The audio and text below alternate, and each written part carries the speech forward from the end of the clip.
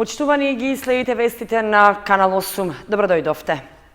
Во двете средни училишта во Кочани се реализираше уписниот рок за ученици кои беа упатени на испит на годината или поправен испит. Во новата учебна година идните средношколци имаат и можност за дуално образование.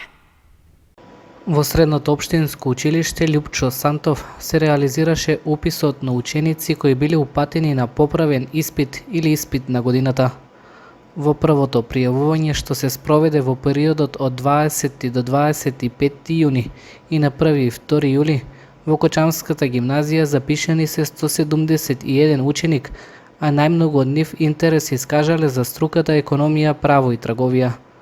Уписот се одвиваше електронски преку сајтот на Министерството за образование и наука euslugi.mon.gov.mk со специјална најава на учениците преку сопствените кориснички сметки на schools.mk. Документите во хартиена форма учениците ги доставуваа во училиштето во утврдените термини. Денес 21 август се изврши упис на ученици кои што биле упатени на поправен испит, испит за напредување или пак испит на годината. Пријавувањето се врши по електронски пат до 13 часот, односно до 15 часот, а доставувањето на документите во писмена форма е од 7 до 17 часот. Инаку, трендот од првиот и вториот уписен рок говори дека учениците повеќе го избираат стручното образование и секако со бројката на запишани ученици во Лјупчо Сантов Кочани во учебна 2024-2025 година можеме да кажеме дека задоволува.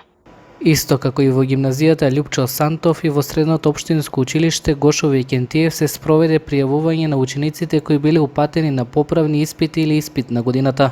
Во првиот уписен рок во електротехничкото училиште беа примени 118 ученици, а најмногу пријави пристигнале за струките електротехничар за компјутерска техника и автоматика, како и за сообраќајната струка.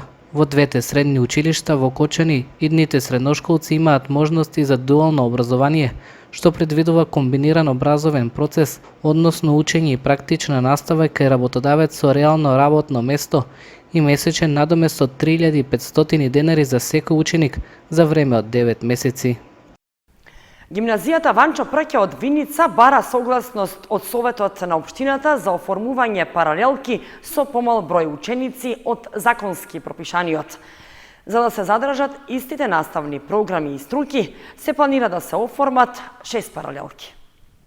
Средното општинско училиште Ванчо Прке од Виница ќе бара согласност за оформување 6 паралелки со помал број ученици од законски пропишаниот, а во функција на задржување на наставните програми и насоки што веќе таму се реализираат.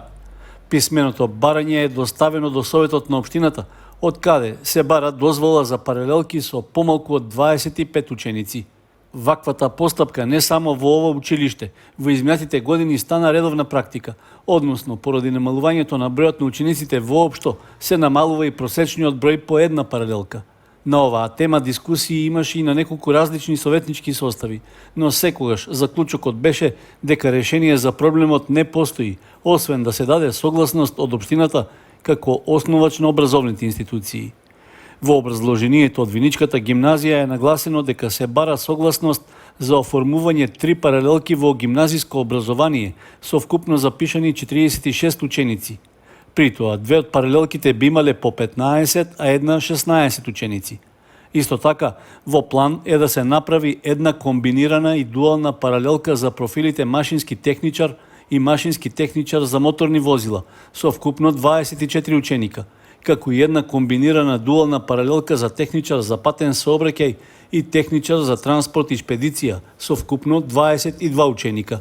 Во барањето за согласност е наведено дека се планира и една комбинирана дуална паралелка во текстилно-кожарската струка со профил техничар за изработка на облека, каде има 4 запишани ученици, и за хемиско-технолошката струка, каде во профилот прехрамен техничар се запишале 20 ученици. Средното училиште Ванчо Прке веќе добило согласност од Министерството за образование за оформување паралелки со помал број од законски пропишаниот. За да може постапката да се комплетира, неопходна е и согласност од Општинскиот совет, со оглед што Општина Виница е основач и на оваа образовна институција. Општина Кочани ја почнува постапката за пробивање и изградба на 2 улици во Крушарското мало. Веќе е објавен јавен повик за избор на фирма која треба да сруши дел од старите куќи, каде што ќе поминуваат новите улици. Дел од старите и распаднати куќи во некогашното Крушарско мало наскоро и физички ќе исчезнат, а ќе останат само во сеќавањата на повозрасните жители. Општина Кочани веќе објави јавен повик со кој бара фирма која треба да ги сруши објектите, теренот да го подготви за пробивање и изградба на нови улици. Според актуелниот детален урбанистички план, просторот што е на атрактивна локација во централното градско подрачје треба да добие една поголема и една помала сообраќајница на местото на постојните улици Гемиџии и 23 октомври. Потребно е да се изврши уривање на постоечките објекти на двете улици и машинско пробивање во вкупна должина од 360 метри, ширина од 10 метри и длабочина од 40 сантиметри на терен од трета и четврта категорија, со утовар и транспорт на материјалот од уривањето и пробивањето до градската депонија на оддалеченост од 7 километри. Се истакнува во спецификацијата на тендерската постапка. Од секторот за располагање и уредување на градежното земјиште на општина Кочани информираат дека скоро целосно е завршена експроприацијата на старите куќи и земјиштето, каде што ќе се реализираат активностите. Со пробивањето на сообраќајниците треба да се добие ново поврзување на улиците Маршал Тито и Димитар Влахов, односно од кај мостот спроти поштата до стариот влез во општата болница. Исто така, соодветен пристап ќе добијат и ново изградените колективни стамбени згради на улицата Димитар Влахов. Јавниот повик за пријавување на заинтересираните фирми, од кои ќе се избере најповолниот изведувач на градежните работи, трае до 4 септември. По изборот ќе биде склучен договор според кој рушењето на куќите и подготовката на теренот ќе треба да заврши во период од 5 месеци. За реализација на градежните работи од општинскиот буџет се планирани 700.000 денари, без данокот на додадена вредност. Управата за јавни приходи ги подсетува субјектите кои вршат готовински промет задолжително да издаваат фискални сметки на потрошувачите. Доколку не ги почитуваат законските одредби, ќе им се изречат соодветни парични казни. Субјектите кои вршат промет на добра и услуги, за кои плаќањето е во готово, задолжително да издаваат фискални сметки на потрошувачите, согласно Законот за регистрирање на готовински промет, подсетуваат од Управата за јавни приходи. Во случај на престанок на електричната енергија или кога фискалниот апарат е оштетен, продавачот прометот задолжително треба да го евидентира на парагон блокови. Доколку потрошувачите констатираат неправилности на фискалната сметка или продавачот одбие да издаде фискална сметка, истото треба да се пријави во Управата за јавни приходи на бесплатниот телефонски број 198. Управата за јавни приходи е постојано на терен, бидејќи ги контролираме даночните обврзници дали се даночно дисциплинирани и истите ги усагласуваме со нашите законски прописи. Секој даночен обврзник кој што врши промет на добра и промет на услуги, за кој што плаќањето не се пак извршува по банкарски пат, односно плаќањето е готовински или кеш како што викаме народно, должен е да издава фискални сметки.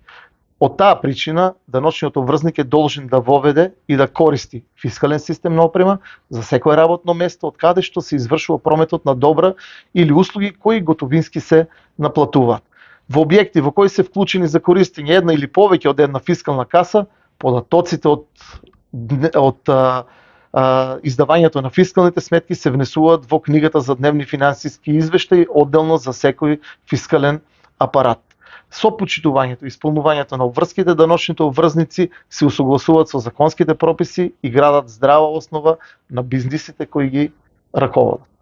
Доколку даночниот обврзник нема воведено фискален апарат, Управата за јавни приходи ќе му изрече забрана за вршење на дејност во траење од 30 дена на правното лице, односно 15 дена за физичко лице. Глобата за непоседување на фискален апарат за фирмата изнесува 1000 евра, за одговорното лице уште 500 евра, а за физичкото лице 200 евра во денерска противредност. Доколку даночниот обврзник ја плати казната во рок од 8 дена, износот се намалува за 50%.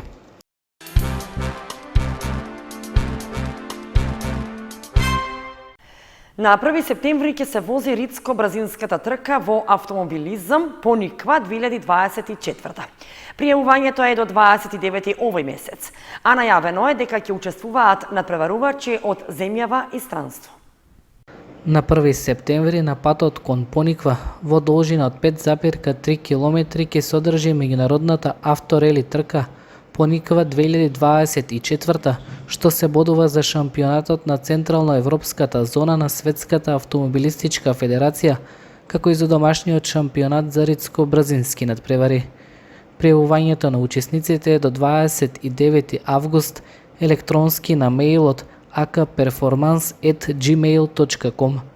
Организатор на настанот е Автомобилистичката федерација на Македонија со техничка подршка од Автоклубот Перформанс од Скопје и Сдруженијето на возачите од Кочани. Стартот на патеката е од локацијата над градската депонија до рамнината на регионалниот пат кон Пониква пред шумската куќа. Според агендата, на 30 август ќе се изврши верификација на учесниците и технички преглед на возилата. Следниот ден во периодот од 8 до 10 часот ќе се направи технички преглед и на автомобилите од другите држави, а за во 14 часот е закажан официјалниот тренинг. Првата трка од авторелито Пониква 2024 е закажана за 1 септември во 12 часот, а втората 2 часа подоцна. Соопштувањето на резултатите и прогласувањето на победниците ќе се одржи во кругот на Сдруженијето на возачите во Кочани. Подршка за овогодинешното издание е обезбедена и од Министерството за спорт.